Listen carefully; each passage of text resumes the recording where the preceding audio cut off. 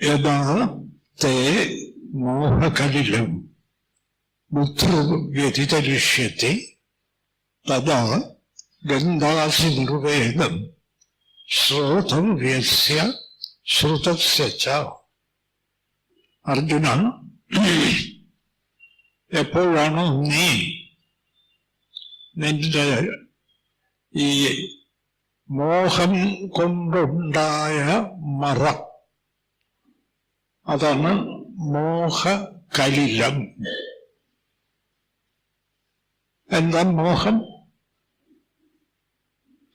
ഞാൻ എന്റേത് ഒക്കെ സത്യമാണ് എന്ന ചിന്ത, അത്രയേ ഉള്ളൂ. അതൊരു മറ ഉണ്ടാക്കുന്നു. എവിടെ? ബ്രഹ്മത്തിനും തനിക്കും മധ്യത്തിൽ. അപ്പോ പരമാത്മാവിനെ, ബ്രഹ്മത്തെ കാണാൻ പറ്റുന്നില്ല, മറഞ്ഞു പോകുന്നു. ഈ മോഹകലിലം ബുദ്ധി യഥാർത്ഥ മോഹകലിലം ബുദ്ധർ വ്യതിതരിഷ്യത്തെ, നിനക്ക് ഈ മോഹമറ കടക്കാൻ കഴിഞ്ഞാൽ എന്താ പിന്നെ? തഥാ ഗന്ധാസി നിർവേദം ശ്രോതവ്യസ്യ ശ്രുതസ്യ ച. ഇതേവരെ കേട്ടതിലും ഇനി കേൾക്കാനുണ്ടെന്ന് കരുതുന്നതിലും ഒരു താല്പര്യവും വരില്ല. എന്താ കാര്യം? പൂർണ്ണ സത്യം പിടികിട്ടി, എങ്ങും നിറഞ്ഞു നിൽക്കുന്ന ബ്രഹ്മം, അത് ആനന്ദസ്വരൂപമാണ്, അത് ഞാൻ തന്നെയാണ്. ഇത് ഞാൻ യഥാർത്ഥത്തിൽ ആ ബ്രഹ്മമാണ്, അല്ലാതെ ഈ ഞാനല്ല. ഞാൻ എന്നനുഭവിക്കുന്ന ആ ഞാനല്ല. അതിനാണ് നമ്മൾ ജീവൻ എന്ന് പറയുന്നത്. ഞാനെന്ന് അനുഭവിക്കുന്ന ഞാനിനെയാണ് നമ്മൾ ജീവൻ എന്ന് പറയുന്നത്. ഈ ജീവൻ ബ്രഹ്മത്തിലുണ്ടാകുന്ന ഒരു ഭ്രമമാണ്. അത് ഞാൻ, അഹം. ഈ മോഹകലിലം എന്ന് പറഞ്ഞാൽ ഈ ഞാൻ സത്യമാണ് എന്ന് കരുതുക. തുടർന്ന് എന്റേത്, മമത, അത് സത്യമാണെന്ന് കരുതുക. ഞാൻ എന്റേത്, നമുക്കൊക്കെ ഉണ്ടല്ലോ ഞാൻ എന്റേത്. ഇത് രണ്ടുമാണ് മോഹകലിലം. അർജുന, നിനക്ക് ഈ മോഹകലിലം കടക്കാൻ കഴിഞ്ഞാൽ അതിനപ്പുറത്ത് ഉള്ളത് അനുഭവിക്കാൻ പറ്റും. അതാണ് ബ്രഹ്മം. ബ്രഹ്മത്തിൽ നിന്ന് നേരിട്ടുള്ള ഒരു തോന്നലാണ്, ഭ്രമദൃശ്യമാണ് ഞാൻ അഥവാ ജീവൻ. അപ്പോ ഞാൻ എന്നുള്ളത് ഇത് തൽക്കാലം പൂർണ്ണമായി മനസ്സിലായില്ലെങ്കിൽ പോലും ഓർമ്മിച്ചു വെക്കുക. ഇത് അനാദികാലം മുതൽ നമ്മുടെ ഋഷിമാർ സാക്ഷാത്കരിച്ചനുഭവിച്ച് നമുക്ക് പറഞ്ഞു തരുന്ന സത്യമാണ്, ശാസ്ത്ര സത്യം. ഞാൻ എന്ന ജീവഭാവം എവിടെ തോന്നുന്നു? ബ്രഹ്മത്തിൽ. അപ്പോ ജീവഭാവത്തിന്റെ നേരെ പിന്നിൽ ബ്രഹ്മമാണ്. ഈ ജീവഭാവം വന്നിട്ട് ആ ബ്രഹ്മത്തെ മറച്ചളയുക. അല്ല, ഒരു ചെറിയ നമ്മളെ കണ്ണുണ്ട്, ഈ കണ്ണി പ്രപഞ്ചത്തെ മുഴുവൻ കാണുന്നു. പക്ഷെ ഒരു ചെറിയ മറ വന്നാൽ മതി, കണ്ണ് പിന്നെ കാണില്ല. അതുപോലാണ് ഇത് ധരിച്ചിരുന്നാൽ തന്നെ ഞാനിന്റെ നേരെ പിന്നിൽ ആരാ? ബ്രഹ്മം. ബ്രഹ്മം എന്ന് വെച്ചാൽ സർവത്ര നിറഞ്ഞു നിൽക്കുന്ന ബോധം. സർവത്ര നിറഞ്ഞ് അകവും പുറവും തിങ്ങി നിൽക്കുന്ന ബോധം. അതാണ് ബ്രഹ്മം. അതാനന്ദമാണ്, ശുദ്ധാനന്ദം, സച്ചിദാനന്ദം. ബ്രഹ്മത്തിന്റെ സ്വരൂപം മാറ്റമില്ലാത്ത ആനന്ദം. ഇതാണ് സത്യമെങ്കിൽ നമുക്ക് ബ്രഹ്മത്തെ എങ്ങനെ കാണാൻ പറ്റും? ഞാനും എന്റേതും മാറിക്കിട്ടിയാൽ നമ്മൾ തന്നെ ബ്രഹ്മമാണ്. അല്ല, ഈ ജീവൻ ഇതിൽ എന്തിനാ സാർ വന്നത്? അവിടെയാണ് അത് ഒരു ഭ്രമമാണ്. ഭ്രമം എന്തിനു വന്നു എന്ന് ചോദിച്ചാൽ ഉത്തരമില്ല. ഉത്തരം, നിങ്ങൾ ആ ഭ്രമത്തെ മാറ്റി നോക്കൂ. കയറിൽ പാമ്പിനെ കാണുന്നു, ഒരാൾ പറയുന്നു അവിടെ പാമ്പില്ല, കയറാം. അപ്പോൾ കാണുന്ന ആൾ ചോദിക്കുന്നു, ഈ പാമ്പിനെ ഞാൻ എന്തിനു കാണുന്നു? ഞാനെന്തിനു കാണുന്നു എന്ന് വെച്ചാൽ അതിന് മറ്റാളെന്ത് ഉത്തരം പറയും? നിങ്ങൾ കാണുന്നത് കൊണ്ട് കാണുന്നു. ജീവൻ സത്യമാണെന്ന് തോന്നുന്നത് കൊണ്ട് തോന്നുന്നു. ഒരു കാരണവുമില്ലേ ഈ ജീവൻ ബ്രഹ്മത്തിൽ ഇങ്ങനെ ഉണ്ടായിക്കാണുന്നതിന് യാതൊരു കാരണവുമില്ല. അകാരണം ഉപായാന്തി സർവേ ജീവാഹ പരാത്പദാത്. ഒരു കാരണവുമില്ലാതെ ആ പരബ്രഹ്മത്തിൽ നിന്ന് ജീവന്മാർ പൊന്തിവരുന്നതായി തോന്നുന്നു. ആർക്ക് തോന്നുന്നു? തോന്നുന്ന ആളിന് തോന്നുന്നു. അതിന് മുമ്പ് അറിവില്ലല്ലോ. ഈ ജീവന് തന്നെ തോന്നുകയാണ്. ഇതൊക്കെയാണ് മായ. ഇതിന് അന്തിമമായി വേറെ യുക്തിയൊന്നുമില്ല. പശ്ചാത്തേഷാം സ്വകർമാണി കാരണം സുഖദുഃഖയോ. പിന്നെ ആ ജീവന്റെ സങ്കല്പങ്ങളും ജീവൻ ചെയ്യുന്ന കർമ്മങ്ങളുമാണ് ജീവന്റെ സുഖദുഃഖങ്ങൾക്ക് കാരണം. വേറെ ഒരു കാരണവുമില്ല. ആദ്യം ജീവൻ പൊന്തുന്നു. ജീവനിൽ എന്തിനു പൊന്തുന്നു? ജീവൻ എന്ന് വെച്ചാൽ ഞാൻ നമുക്ക് എല്ലാവർക്കും മനസ്സിലാകും. ഇപ്പൊ ഇല്ലേ നമ്മളെ ഉള്ളിലൊക്കെ ഞാനുണ്ട്. ഈ ഞാൻ വന്നു കഴിഞ്ഞല്ലോ പിന്നെ അത് അവിടെ ഇരുന്ന് സങ്കല്പിക്കാൻ തുടങ്ങുക. ഒരു ശരീരം രൂപം കൊണ്ടു, അത് ശരീരം സങ്കല്പിച്ച് രൂപം കൊള്ളുന്നു. അതിനൊന്നും വേറെ യുക്തിയില്ല. ആ ശരീരത്തിൽ മമത, എന്റെ ശരീരം, ഞാൻ മമത ആരംഭിക്കുന്നു.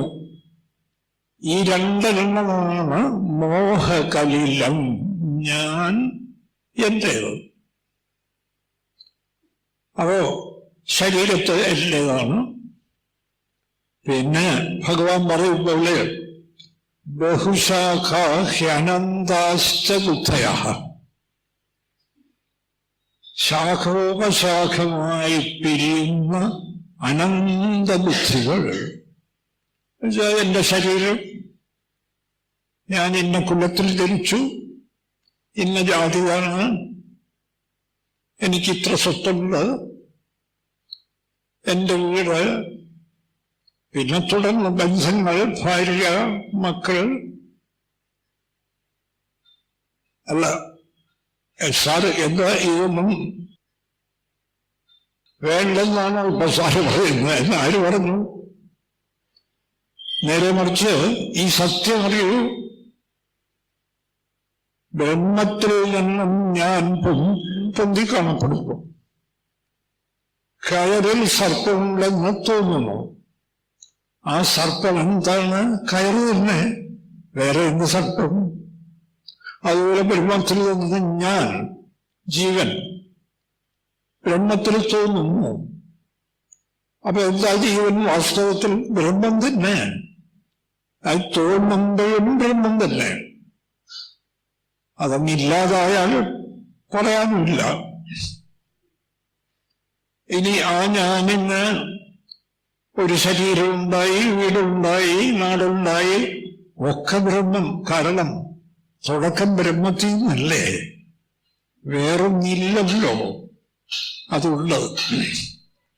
സ്വർണത്തിൽ നിന്ന് തകളുണ്ടായി, കമ്പിയുണ്ടായി, വളവുണ്ടായി, മോതിരമുണ്ടായി, ഒക്കെ സ്വർണം. എന്തെന്തൊക്കെ നാമരൂപങ്ങളുണ്ടായാലും സ്വർണം. ഇത് നമ്മുടെ ഗുരുക്കന്മാരിൽ നിന്നും ധരിച്ചിട്ട് ഞാൻ ബ്രഹ്മം, എന്റെ ശരീരം ബ്രഹ്മം, എന്റെ വീട് ബ്രഹ്മം, ഇതുറപ്പിക്കുക ശാസ്ത്രീയമായ സത്യം. അപ്പോൾ ഞാൻ എന്റേത്, ഇത് രണ്ടും, ഈ ഞാനും ബ്രഹ്മം, ശരീരവും ബ്രഹ്മം എന്ന ഉറപ്പിന്റെ ഫലമായി ഈ ഞാനിനും എന്റേതിനും ശക്തി കുറയുന്നു. അത് അങ്ങില്ലതോ, ഞാനുമില്ല, എന്റേതുമില്ല, പിന്നെന്താ ഉള്ളത്? ബ്രഹ്മം. ഇതുറച്ചു കഴിഞ്ഞാൽ ഈ മോഹകലിലം ഇല്ലതോ. യഥാർത്ഥ മോഹകലിലം ബുദ്ധിര്യതി. അർജുന, നിന്റെ ബുദ്ധി എപ്പോഴാണോ ഈ മോഹകലിലത്തെ കടന്നു പോകുന്നത്? എപ്പോ കടന്നു പോകും? ഞാനും എന്റേതാണല്ലോ മോഹകലിലം. ആ എന്റേതൊക്കെ വളർന്ന് പെരുകയാണ്. ഇല്ല, ഇതിൽ ആർക്കാ സംശയം? ഞാനിൽ കൂട്ടിച്ചേർക്കുന്നതല്ലേ മറ്റെല്ലാ അനുഭവങ്ങളും. എന്റേത്, എന്റെ ശരീരം, എന്റെ വീട്, എന്റെ കുടുംബം, അത് ഇത് എണ്ണമറ്റ ലോകങ്ങൾ, ചന്ദ്രനിൽപ്പോളം, സൂര്യനിൽപ്പോളം ഒക്കെ ഈ എന്റേതിൽ, ഞാനിതിൽ നിന്ന് പെരുകയാണ്. ബലൂൺ പെരുകും പോലെ. ഇല്ലേ നമ്മളെ സങ്കല്പങ്ങൾ? ഒരു നിയന്ത്രണമുണ്ടോ? ഒരു അതിരുണ്ടോ സങ്കല്പത്തിന്? എല്ലാം എവിടെ? ഞാനിൽ. വേറെ എവിടുന്ന്? അപ്പൊ ഞാൻ പെരുകുന്നില്ലേ? ഇതൊക്കെ പെരുകും തോറും സംഭവിക്കുന്നതെന്താ? ഞാനിന് ശക്തി കൂടും. ഞാനല്ലാതെ പിന്നെ ഇവിടെ ആരുണ്ട്? ഞാൻ ഈ ലോകത്തെ രക്ഷിക്കും, ഞാനാണ് അവരുടെയൊക്കെ ഉടമസ്ഥൻ, ഞാൻ ഭരണാധികാരിയാണ്, ഞാൻ മറ്റതാണ് മറിച്ചതാണ്. ഇതോരോന്ന് സംഭവിക്കുമ്പോഴും ശുദ്ധ സുഖസ്വരൂപമായ ആ സത്യം നമ്മളതായിരിക്കവേ മറഞ്ഞു പോകുന്നു. കൂടുതൽ കൂടുതൽ മറഞ്ഞു പോകുന്നു. സത്കർമ്മങ്ങളായാലും ദുഷ്കർമ്മങ്ങളായാലും മറഞ്ഞു പോകുന്നു. അതാണ് അർജുന, ഈ മോഹകലിലും നിന്റെ ബുദ്ധിയിൽ നിന്നും വിട്ടുപോയാൽ പിന്നെന്താ? പിന്നെ നീ ബ്രഹ്മമാണ്, ശുദ്ധാനന്ദം, ഒരു മാറ്റവുമില്ല. ഇനി നിനക്കെന്താ കേൾക്കാനുള്ളത്? ഒന്നും കേൾക്കാനില്ല. ഇതുവരെ കേട്ടതോ ഒക്കെ ഒരു ഭ്രമം. കേട്ടതിലും താല്പര്യമില്ല. ഇതുവരെ കേട്ടതൊക്കെ ഈ കലിലം മാറാനുള്ള കാര്യങ്ങളാണ്, അല്ലാതെ ബ്രഹ്മത്തെ അനുഭവിക്കാനുള്ള കാര്യമല്ല. ഇത് മാറിയാൽ ബ്രഹ്മാനുഭവം സ്വാഭാവികം. വെള്ളത്തിന്മീതെ പത്ത പൊന്തിക്കിടക്കുന്നു, പത്ത പൊന്തിക്കിടക്കുന്നുള്ളത് വെള്ളം ഉള്ളെന്ന് പോലും തോന്നുന്നില്ല. ആ പത മാറിയാലോ ശുദ്ധജലം. ഇനി പതയെക്കുറിച്ച് ചിന്തിച്ചിട്ട് കാര്യമില്ല.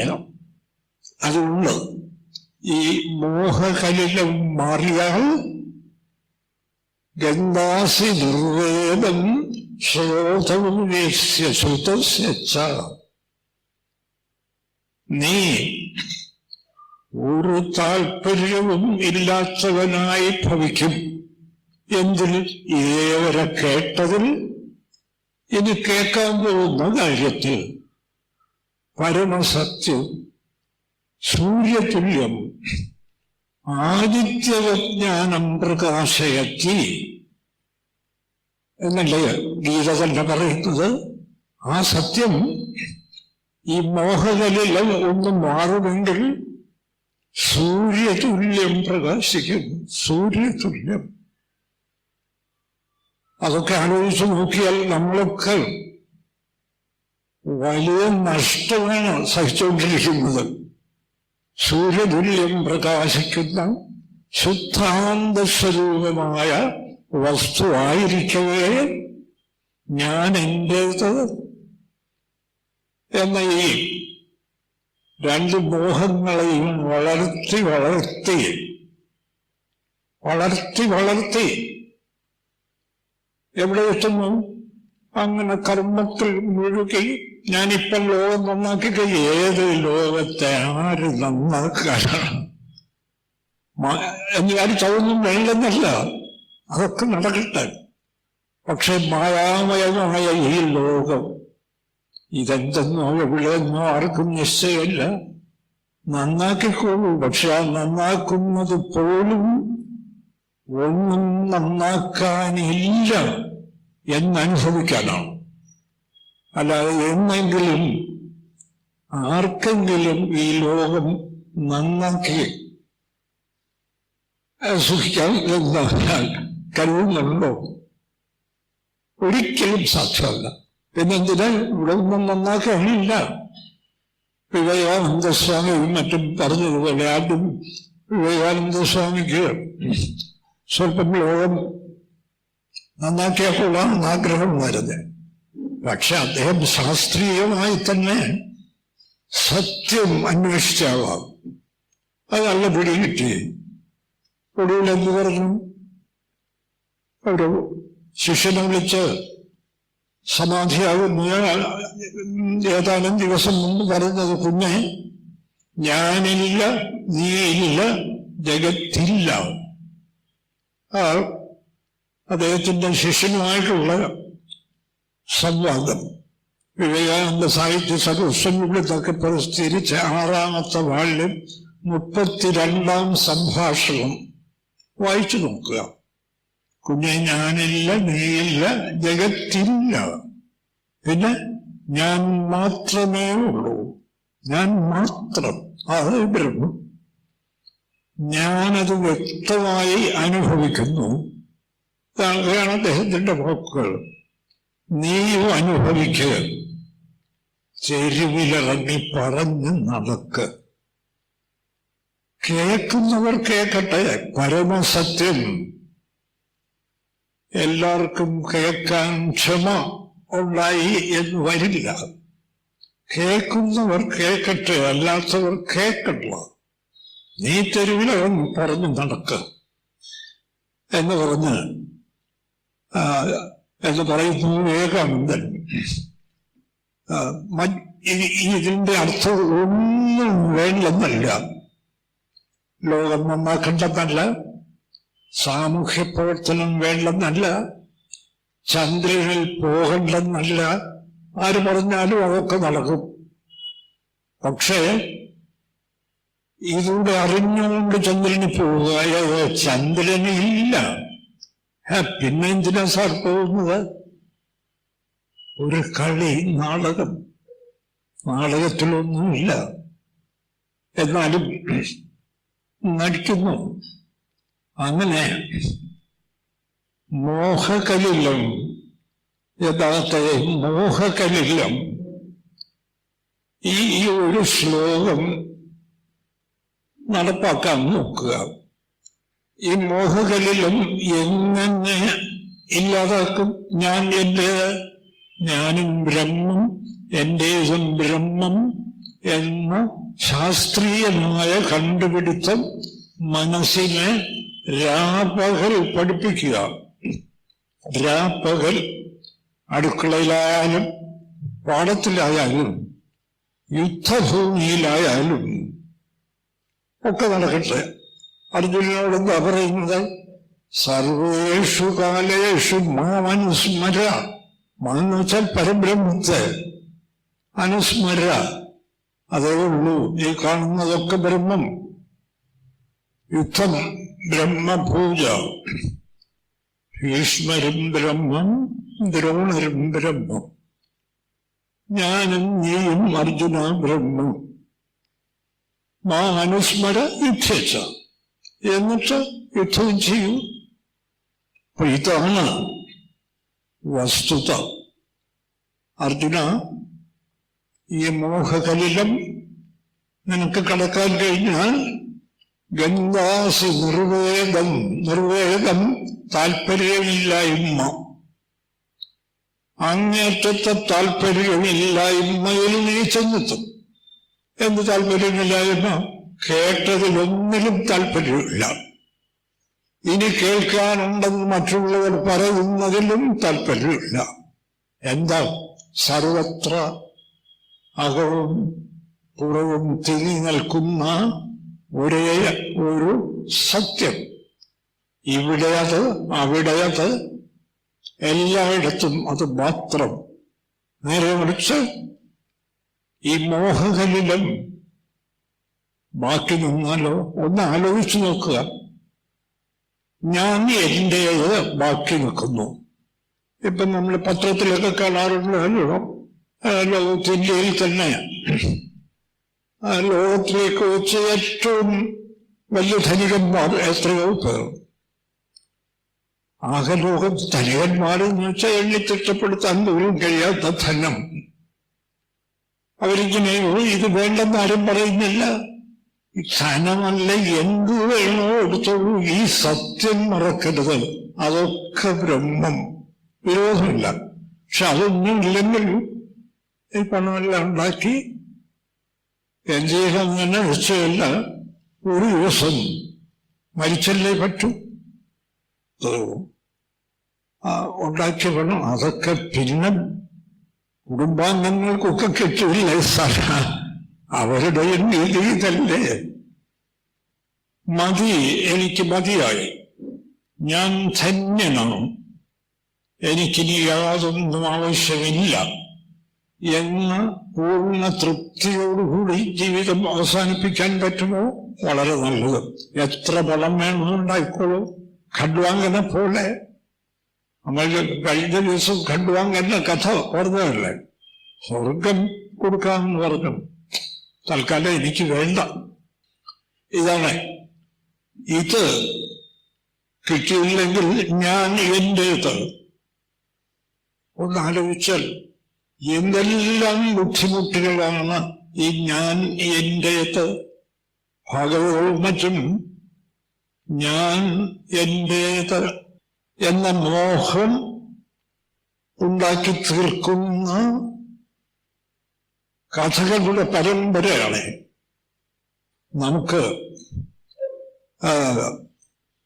ഭാഗവത കഥയാണ് ഒന്നെടുത്ത് നോക്കാൻ. പരീക്ഷിത്ത് വളരെ പ്രയാസപ്പെട്ടാണ് പരീക്ഷത്തിന്റെ ജനനം തന്നെ.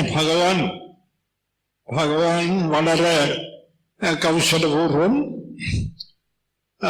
പരീക്ഷത്തിന്റെ അമ്മയുടെ ഗർഭപാത്രത്തിൽ കടന്നു അശ്വത്ഥാമാവ് ആ കുട്ടിയെപ്പോലും എരിച്ചു കളയാൻ ശ്രമിച്ചു. നോക്കണേ എന്നുവെച്ചാൽ പാണ്ഡവന്മാരൊരുത്തരുമുള്ളവരുത്. ഇനിയിപ്പോ പാണ്ഡവന്മാരിൽ ഈ കുട്ടി പിറന്നാൽ ആ വംശം നിലനിൽക്കും. അതുകൊണ്ട് ബ്രഹ്മാസ്ത്രങ്ങളുള്ള ആ കുട്ടിയെ നശിപ്പിക്കാൻ ശ്രമിച്ചു അശ്വത്ഥാമ. എല്ലാ കഥ ഒക്കെ ഞാൻ കൂടുതൽ പറയുന്നില്ല, നമുക്ക് സമയം കുറവാണ്. എന്തായാലും അങ്ങനെ പരീക്ഷത്തിന്റെ ജനനം തന്നെ വളരെ ക്ലേശിച്ചാണ്. വന്നു മരിക്കാതെയൊക്കെ വന്നു, ഭഗവത് കാരുണ്യം കൊണ്ട് രാജ്യം ഭരിച്ചു. ഭാഗവതം ആദ്യം പറയുന്നത് ഗംഭീരമായ രാജ്യഭാരമാണ്. ഒരു ദിവസം അദ്ദേഹം നായാട്ടിന് പോയി. നായാട്ട് നടത്തിക്കൊണ്ടിരിക്കവേ തന്നെ വല്ലാത്ത ദാഹം തോന്നി. ഒരു ആശ്രമത്തിൽ കയറി വെള്ളം കുടിക്കാനായി. അപ്പോൾ അവിടെ ഒരു മുനി കണ്ണടച്ചിരിക്കുകയാണ്. അദ്ദേഹം വാസ്തവത്തിൽ ഈശ്വരധ്യാനനിരതനായി സമാധി അനുഭവിച്ചുകൊണ്ടിരിക്കുകയായിരുന്നു. പക്ഷെ ഇയാൾ എന്ത് വിചാരിച്ചു? നോക്കണേയായി ആ ഈഗോ, ഞാൻ വല്ല കാര്യങ്ങളും ഞാൻ കയറി തലപൊക്കുകയാണ്. പരീക്ഷിച്ച് വളരെ ധർമ്മിഷ്ഠനാണ്. ഗീതയൊക്കെ വായിച്ചിട്ടുണ്ട്. എന്നുവെച്ചാൽ അപ്പൂപ്പന് ഭഗവാൻ പറഞ്ഞു കൊടുത്തതല്ലേ ഗീത. അതൊക്കെ കേട്ടിട്ടുണ്ട്. ഈ ലോകം നിസ്സാരമാണ്, ഇത് ഉപേക്ഷിക്കപ്പെടേണ്ടതാണ് എന്നൊക്കെ മനസ്സുകൊണ്ടറിയാം. എങ്കിലും ആ ഞാൻ ശകലം കയറി തലപൊക്കി മോഹകലിലത്തിലെ ആദ്യത്തെ കണ്ണി നോക്കിയപ്പോ മുനി കണ്ണ് കടച്ചിരിക്കുന്നു. ഇയാൾക്ക് ദാഹം. എന്താ വിചാരിച്ചത്? എന്നെ കാണാതിരിക്കാൻ വെറുതെ കണ്ണ് മടച്ചിരിക്കുകയാണോ? ഇത് അഭിനയമോ? ഞാൻ ആരാ, രാജാവോ എന്നൊക്കെ തോന്നിപ്പോയി. എന്ത് ചെയ്യാം? ഇത് നിസ്സാര കാര്യമില്ല. ഈ തോന്നൽ എവിടെ കൊണ്ടെത്തിച്ചു പരീക്ഷത്തിനെ നമുക്കറിയാമല്ലോ. ദേഷ്യം വന്നു, മനസ്സിൽ ശകലം. ആ മുനിയുടെ അടുക്കൽ ഒരു പാമ്പിന്റെ ശവശരീരം കിടക്കുകയായിരുന്നു. വില്ലുകൊണ്ട് ആ ശവശരീരം എടുത്ത് മഹർഷിയുടെ കഴുത്തിലിട്ടു. ഒന്നാലോചിച്ച് നോക്കുക, എന്തിനാ ഇത് ചെയ്ത്? അല്ല, നിങ്ങൾക്ക് ആർക്കെങ്കിലും പറയാമോ? വെറും അഹന്ത, വെറും അജ്ഞത്വം. അദ്ദേഹം ഒരു പക്ഷേ മനഃപൂർവ്വം കണ്ണുമടച്ചിരിക്കുകയാണെങ്കിൽ ഇത് പക്ഷേ നമ്മളെ ഈ സാഖ്യബുദ്ധി ഇതൊക്കെ വെറും നേരം പോക്കാണ്. ആ സാഖ്യബുദ്ധി അല്പമെങ്കിലും ഉള്ളിൽ വ്യക്തമായിട്ടുണ്ടായിരുന്നെങ്കിൽ, ആ സമയത്തുണ്ടായിരുന്നെങ്കിൽ ഈ പാമ്പിനെ എടുത്തിടുവോ? ഒരിക്കലും ഇടില്ല. അദ്ദേഹം ഒരു പക്ഷേ കണ്ണടച്ചിരിക്കുകയാണെങ്കിൽ അന്നിരിക്കട്ടെ. നമുക്ക് വേറൊരു കുടിലിൽ കയറി വെള്ളം കുടിക്കാം, അല്ലെങ്കിൽ വെള്ളം കുടിക്കണ്ട. എങ്കിലും ഇപ്പം ഇതുപോലെയാണ് നമ്മളൊക്കെ പല കൃത്യങ്ങളും. ഒരാളിനോട് ദേഷ്യം തോന്നിയാൽ പിന്നെ അവനോട് എന്തൊക്കെ ചെയ്യാം. അദ്ദേഹം പാമ്പിനെ എടുത്ത് കഴുത്തിലിട്ടു ഇറങ്ങിപ്പോയി. കുറച്ചു ദൂരം ചെന്നപ്പോ രാജാവിന് പശ്ചാത്താപം വന്നതാണ്. വളരെ നല്ലവനാണ്, ഗീതയൊക്കെ കേട്ടിട്ടുള്ളവനാണ്. കഷ്ടം, ഞാൻ എന്തിനാണ് ഈ പാമ്പിനെ എടുത്തിട്ടത്? കഷ്ടമായിപ്പോയി. ഞാൻ ഒരിക്കലും അത് ചെയ്യാൻ പാടില്ലായിരുന്നു എന്നൊക്കെ രാജാവിന് തോന്നി. പക്ഷേ പിന്നൊന്നും ചെയ്യാൻ നിവർത്തിയില്ല. ലോകത്ത് കാണുന്ന ബഹളം മുഴുവൻ അതാണ്, മുഴുവൻ. നിങ്ങൾ ആരുടെ ബഹളം വേണോ നോക്കിക്കൊള്ളുക, ഞാൻ എന്റേത്. ശരി, മുനിയുടെ മകൻ കുട്ടി അടുത്ത് കളിച്ചു നിൽക്കുകയായിരുന്നു.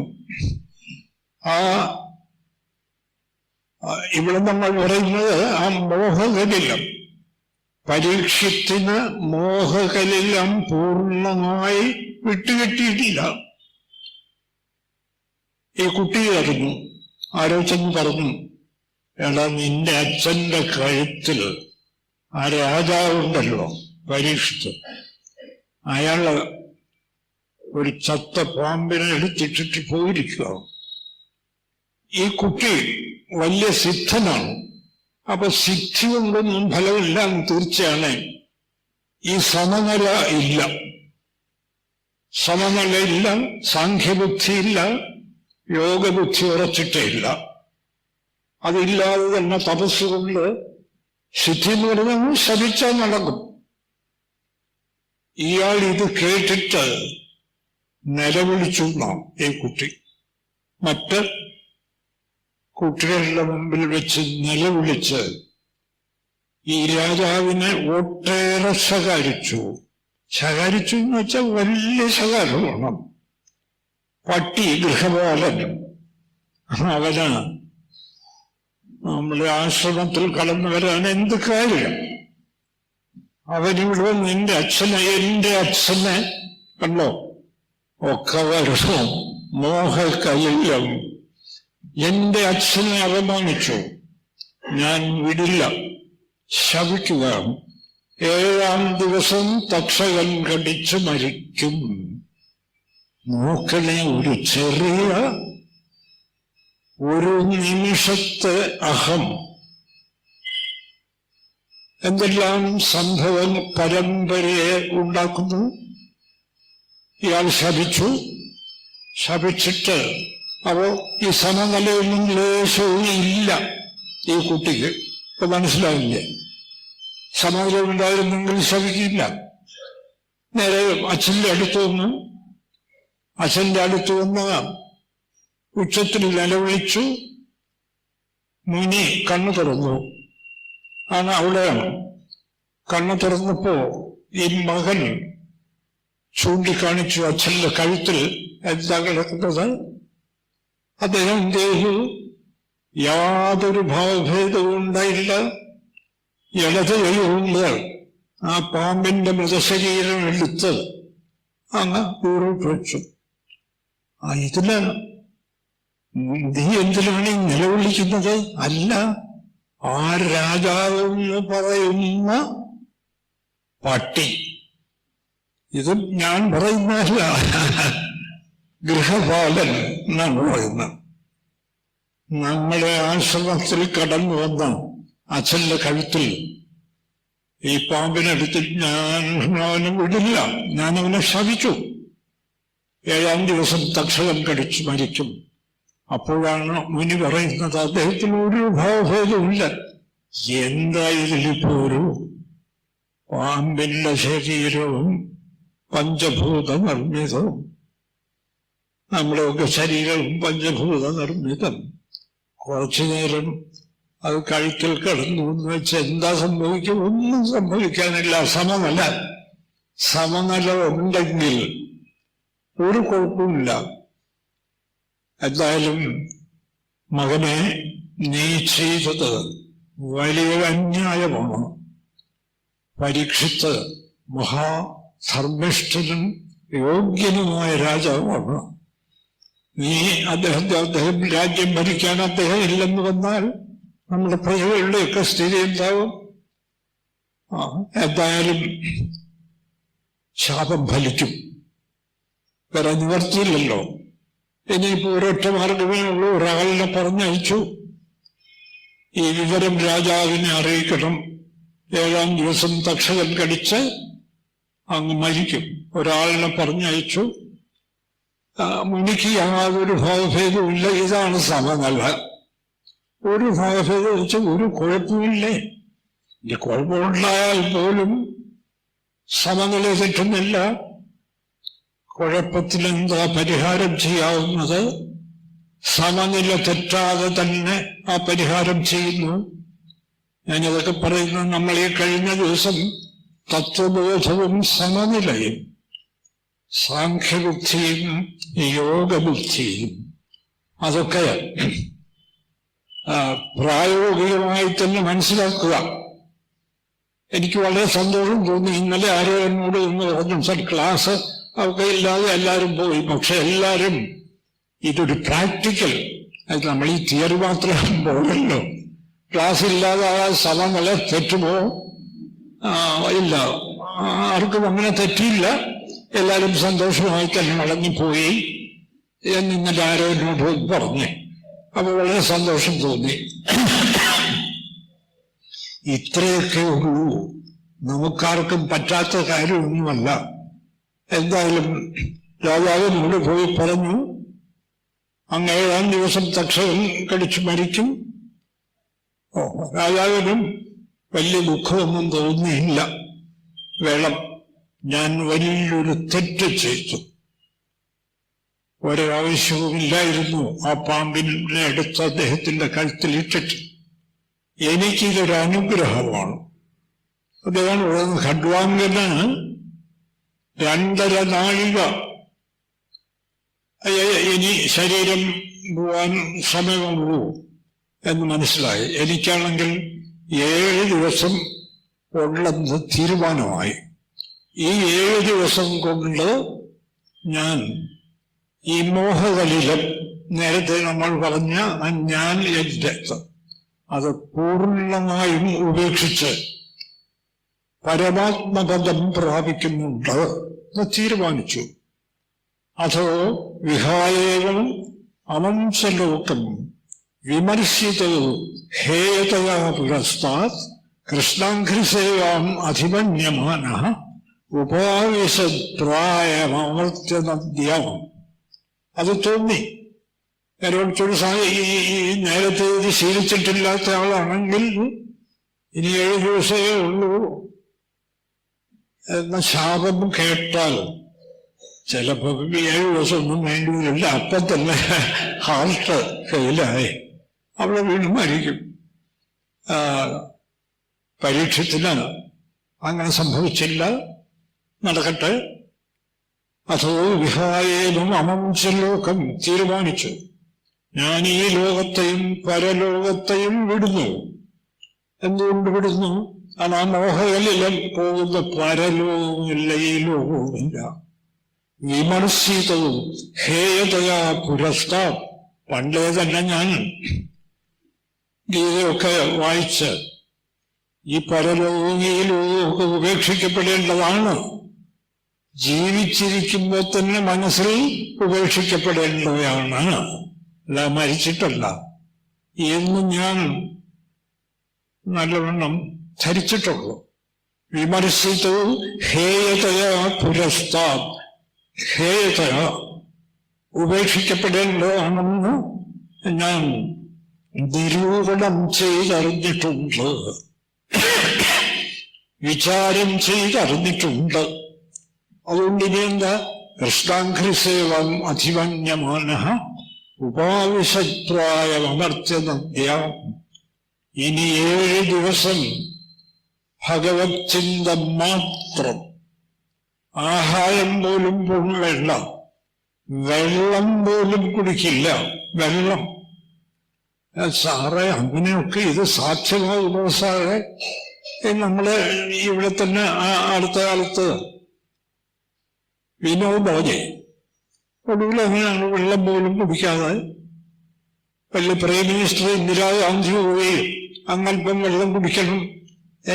ഇനിയിപ്പോ എനിക്ക് വെള്ളം ആവശ്യമില്ല, ഞാൻ ഈ ശരീരം ഉപേക്ഷിക്കാൻ തീരുമാനിച്ചു. കുടിക്കാതെ മരിച്ചിട്ടുള്ളേ. അപ്പൊ പിന്നെന്താ പരീക്ഷത്തിലത് പാടില്ലാത്തത്? വെള്ളം പോലും കുടിക്കാതെ 7 ദിവസവും ഗംഗാനദിയുടെ കരയിൽ പ്രായോപവേശം അനുഷ്ഠിച്ച് ശരീരം വിടാൻ തീരുമാനിച്ചു. പൂർണ്ണമായി മോഹകലിലത്തെ ജയിക്കാൻ വേണ്ടി അങ്ങനെ പ്രായോപവേശം അനുഷ്ഠിച്ചു. അങ്ങനെ ഇരിക്കുകയാണ് ശുകൻ. മുനിമാരെല്ലാം ഒന്നുകൂടി, രാജാവല്ലേ, ചുറ്റുപാടും മുനിമാരൊക്കെ വലിയൊരു സദസ്സ്. ഒടുവിൽ ശുകൻ എത്തി, വ്യാസപുത്രനായ ശുകൻ പൂർണ്ണമായും ഈ സമനില യോഗബുദ്ധി പൂർണ്ണമായും അനുഭവിക്കുന്ന ആളാണ്. നമ്മൾ ഇന്നലെയൊക്കെ പറഞ്ഞല്ലോ ശിവന്റെ കാര്യം. ചെറുപ്പം, നല്ല ചെറുപ്പം. ആ സദസ്സിലേക്ക് കയറി വന്നു. രാജാവ് ബഹുമാനിച്ചിരുത്തി ചോദിച്ചു, അത് പൃച്ഛാമി സംസിദ്ധി. എന്താ ചോദ്യം? ഈ ചോദ്യം നമ്മളൊക്കെ ഒന്ന് ചോദിക്കണം. ഈശ്വരൻ ചോദിക്കുന്ന ചോദ്യം. അത് പൃച്ഛാമി സംസിദ്ധം യോഗിനാം പരമം ഗുരും പുരുഷസ്യേഹ കിം കാര്യം മ്രിയമാണസ്യ സർവസ്ഥ. അല്ലയോ ഗുരു, പരമഗുരുവായ മഹായോഗിയായ അങ്ങയോട് ഞാൻ ചോദിക്കുന്നു, മനുഷ്യൻ നിരന്തരം മരിച്ചുകൊണ്ടിരിക്കുക, ഏത് നിമിഷവും മരണം സംഭവിക്കുകയും ചെയ്യാം. അങ്ങനെയുള്ള മനുഷ്യൻ മരണം എപ്പോഴും സംഭവിക്കട്ടെ, ഇന്നല്ലെങ്കിൽ നാളെ സംഭവിക്കട്ടെ. അവൻ ജീവിതത്തിൽ ഏറ്റവും പ്രധാനമായി ചെയ്തിരിക്കേണ്ട കാര്യം എന്താണ്? അത് പൃച്ഛാമി സംസിദ്ധം യോഗിനാം പരമം ഗുരും പുരുഷസ്യേഹ കിം കാര്യം. പുരുഷൻ എന്താണ് ചെയ്യേണ്ടത്? എന്താ? മ്രിയമാണസ്യ സർവഥ. ഇത് സത്യമല്ലേ? ഈ മറ്റെന്ത് വേണോ ചെയ്തുകൊള്ളുക. അതായത് രാജ്യം വെട്ടിപ്പിടിക്കണമെങ്കിൽ വെട്ടിപ്പിടിക്കുക, പണം ഉണ്ടാക്കണമെങ്കിൽ പണം, ഒന്നിനും തടസ്സമല്ല. പക്ഷെ ഈ കാര്യം കൂടെ പ്രധാനമായി എന്തോർമ്മിക്കണം, എന്ത് ചെയ്യണം, കിം കാര്യം. അതാണ് നമ്മൾ ഈ കഴിഞ്ഞ ദിവസം എല്ലാം ചർച്ച ചെയ്തത്. സാഖ്യബുദ്ധിയും യോഗബുദ്ധിയും. സാഖ്യബുദ്ധി മനസ്സിനെ പഠിപ്പിക്കണം. ബ്രഹ്മസത്യം ജഗം മിഥ്യ. എന്നിട്ട് മനസ്സിന്റെ സമനില ഗാഠമായി പരിശീലിക്കണം. യുദ്ധമാണെങ്കിൽ യുദ്ധത്തിനിടയ്ക്ക് പരിശീലിക്കണം. എന്തിനിടയ്ക്കും പരിശീലിക്കാം സമനില. അങ്ങനെ പരിശീലിച്ച് ആ സമനില ഉറപ്പുവരുത്തണം. ഇത്രയേ ഉള്ളൂ. എന്ത് വേണം? ഇതാണ് അനുഷ്ഠിക്കേണ്ടത്. ഇതാണ് പരീക്ഷത്തിന്റെ ചോദ്യം. ഭാഗവതം മുഴുവൻ അതിനുള്ള ഉത്തരവാണ്. നീ ഇത് തന്നെയാണ് ശിവൻ പറഞ്ഞത്. ബ്രഹ്മമേ ഇവിടെ സത്യമായുള്ളൂ. ആ ബ്രഹ്മത്തിൽ ജീവൻ ഉൾപ്പെടെയുള്ള അനുഭവങ്ങൾ ഭ്രമമാണ്. ഭ്രമം ഉള്ളത് തോന്നും, കുറച്ചുനാളുള്ളത് പോലെ തോന്നും, പിന്നെ ഇല്ലാതാവും. അതുകൊണ്ട് സർവം ബ്രഹ്മമയം എന്ന ഉപനിഷത് പ്രഖ്യാപനം സദാ ഓർമ്മിച്ച് അനുഭവിക്കാൻ ശ്രമിക്കണം. ഇത് വളരെ ദൃഢമായി ശിവൻ പരീക്ഷത്തിലും കേൾപ്പിച്ചു. ഈ 7 ദിവസവും ഒടുവിൽ 7-ാം ദിവസം നിന്ന് എന്താ, അന്ന് മരിക്കണം. തക്ഷകൻ വരും. ഇപ്പോ മുനിപുത്രന്റെ ശാപം വ്യർത്ഥമാകാൻ സാധ്യമല്ല. തക്ഷകൻ വരും, കടിക്കും. അപ്പൊ ഒടുവിലായപ്പോൾ ശിവൻ എന്ത് പറഞ്ഞു? രാജാവേ, എല്ലാം മനസ്സിലായല്ലോ. പക്ഷെ രാജാവിന് പെട്ടെന്ന് മനസ്സിലാവും. നേരത്തെ തന്നെ വിചാരം ചെയ്ത് ഈ ജഡജഗത്തിന്റെ നിസ്സാരത മനസ്സിനെ പഠിപ്പിച്ച് ഏതാണ്ട് യോഗബുദ്ധി സമമല്ല ഉറപ്പാക്കിയിരിക്കുകയാണ് പരീക്ഷിത്. അതുകൊണ്ട് 7 ദിവസം കൊണ്ട് പറഞ്ഞതെല്ലാം മനസ്സിലായി. ഒടുവിൽ ശുഗൻ പറഞ്ഞു, രാജാവേ, ഇനി അങ്ങേക്ക് ഒട്ടും പേടിക്കാനില്ല. ദശന്തം തക്ഷകം പാതേ ലേലിഹാനം വിഷാനനൈഹി നദ്യക്ഷ്യസി ശരീരം ച വിശ്വം ച പൃഥഗാത്മനഃ. അത് മോഹകലിലം പോയി. യഥാതേ മോഹകലിലം ബുദ്ധിർവിധിതരിഷ്യത്തി. മോഹകലിലം പോയി. ഇനി തക്ഷകൻ വരും, നിന്നെ കടിക്കും. അതാണ് നടക്കേണ്ടത്, നടന്നേ പറ്റൂ. അത് ശുഗനും ആർക്കും അങ്ങനെ മാറ്റിക്കളയാൻ പറ്റില്ല. എന്താ, ശുഗന് വലിയ കഴിവുണ്ടായിരുന്നെങ്കിൽ തക്ഷകൻ കടിക്കില്ല എന്ന് പറഞ്ഞാൽ പോരെ. അതൊക്കെ ഇല്ല, മുനിശാപം നടന്നേ പറ്റൂ. രാജാവേ, തക്ഷകൻ വരും, നിന്റെ കാലിൽ കടിക്കും, പക്ഷെ സാരമില്ല. ദശന്തം തക്ഷകം പാതേ, നിന്റെ കാലിൽ കടിക്കുന്ന തക്ഷകൻ കഴിക്കുക മാത്രമല്ല, ലേലിഹാനം വിഷാനനേഹി, വിഷം നിറഞ്ഞു നിൽക്കുന്ന ആ പത്തികൾ കൊണ്ട് നിന്നെ കടിച്ച് ആ മുറിവിൽ ഇങ്ങനെ നക്കും. ലേലിഹാനം വിഷാനനേഹി, പക്ഷേ നദ്രക്ഷ്യസി, നീ ആ തക്ഷകനെ അറിയില്ല. കാരണം തക്ഷകനില്ല. ഇവിടെ ബ്രഹ്മം മാത്രമേ ഉള്ളൂ. പിന്നെ ഏത് തക്ഷകൻ? അങ്ങനെയൊക്കെ സംഭവിക്കാമോ? അതൊക്കെ അല്ലേ, അതൊക്കെ പണ്ട് ശുഗന്റെ കാലത്തല്ലേ സാർ? അല്ലെ, ഞാൻ ഇന്നലെ മറ്റോ പറഞ്ഞല്ല, തപോവന സ്വാമിയുടെ ഹിമഗിരി വിഹാരമൊക്കെ വായിച്ചു നോക്കുക. അദ്ദേഹം പറയുന്നത് ഹിമാലയത്തിൽ അങ്ങനെ കാഞ്ഞിര മരവും പാമ്പും പട്ടികയൊന്നും ഇല്ലെന്നാണ്, ഒക്കെ ബ്രഹ്മം മാത്രം. അതുകൊണ്ടല്ലേ ഒരു രാജാവേ, ലേലിഹാനം വിഷാനനേഹി നദ്രക്ഷ്യസി, നീ കാണില്ല. നീ ആ തക്ഷകന് നിശ്ചയമായിട്ടും കാണില്ല.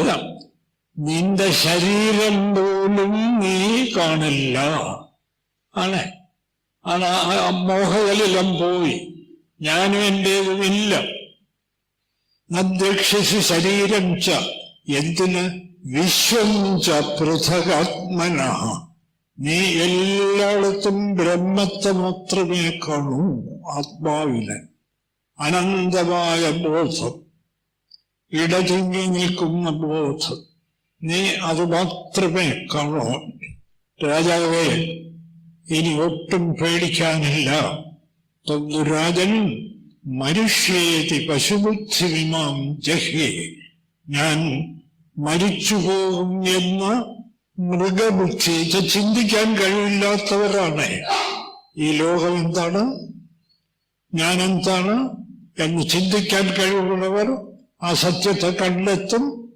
അത് മരിക്കുന്നതല്ല. അത് കഴിവില്ലാതെ ഞാൻ ശരീരമാണ് ഏക്കത് സൂക്കേട് പിടിച്ച് അങ്ങോട്ട് ജീർണിച്ച് കിടന്നാൽ പോലും ആ ശരീരം വിടാൻ മനസ്സില്ല. അത് പറ്റില്ല. അതോ രാജാവിന് അത് സംഭവിക്കില്ല. നീ ഈ ശരീരം പോലും ഉണ്ടെന്നറിയില്ല. വിശ്വം ച പൃഥഗാത്മനഃ, ആത്മാവിൽ നിന്നും വേറിട്ടൊരു വിശ്വത്തെപ്പോലും നീ കാണില്ല. അപ്പോ കേട്ടു. രാജാവ് എന്തു പറഞ്ഞു? ഗുരു, ഞാൻ അതീവ ധന്യൻ എന്ന അങ്ങയുടെ കാരുണ്യമുണ്ട്. എനിക്കിനി ആരെയും പേടിയില്ല. ഒരു തക്ഷകനെയും എനിക്ക് ഭയമില്ല.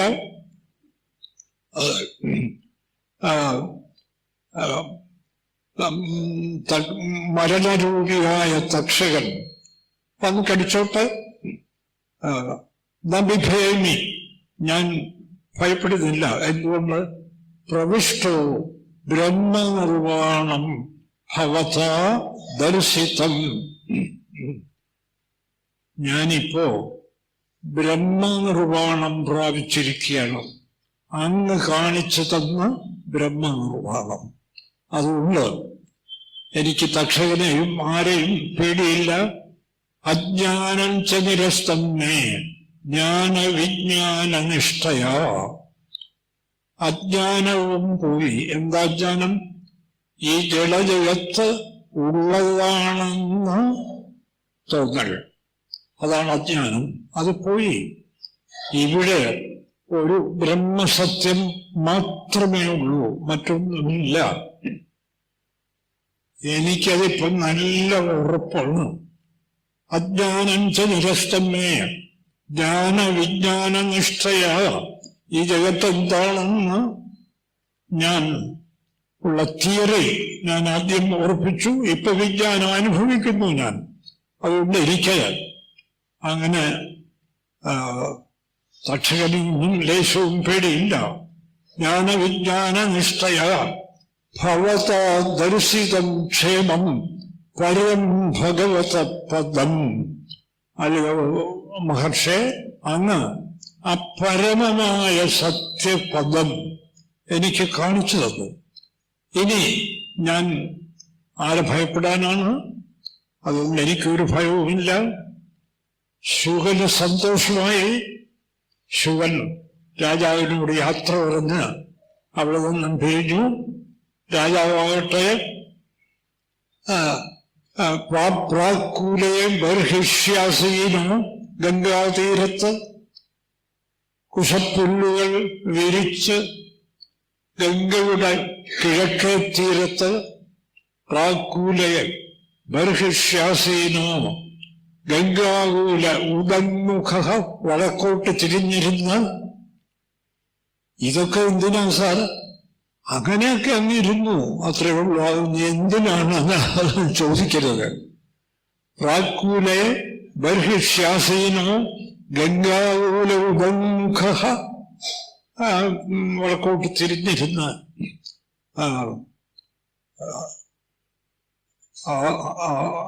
തന്റെ മനസ്സ് പൂർണ്ണമായും ശരീരബന്ധം വിട്ട് ബ്രഹ്മത്തിൽ ലയിപ്പിച്ച് ബ്രഹ്മമായി സ്ഥിതി ചെയ്തു. ബ്രഹ്മഭൂതസ്യ രാജർഷേഹ, ബ്രഹ്മഭൂതനായ രാജർഷി അദ്ദേഹത്തിന്റെ അടുക്കൽ തക്ഷകൻ വന്നെത്തി.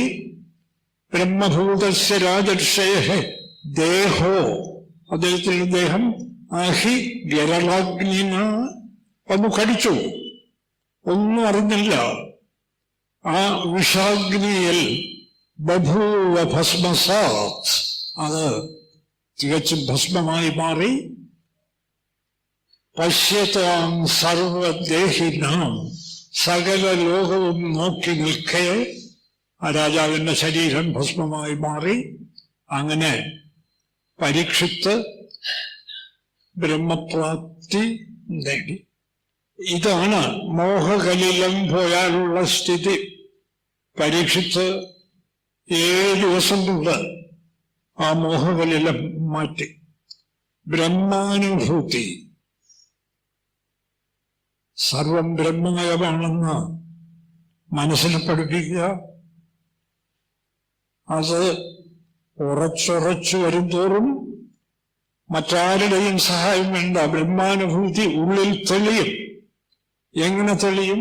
കൃഷ്ണൻ പറയുന്നത് ആനന്ദരൂപത്തിൽ, പ്രസന്നതയുടെ രൂപത്തിൽ, പ്രസാദം. ആ ശ്ലോകമൊക്കെ എല്ലാവർക്കും അറിയാമല്ലോ.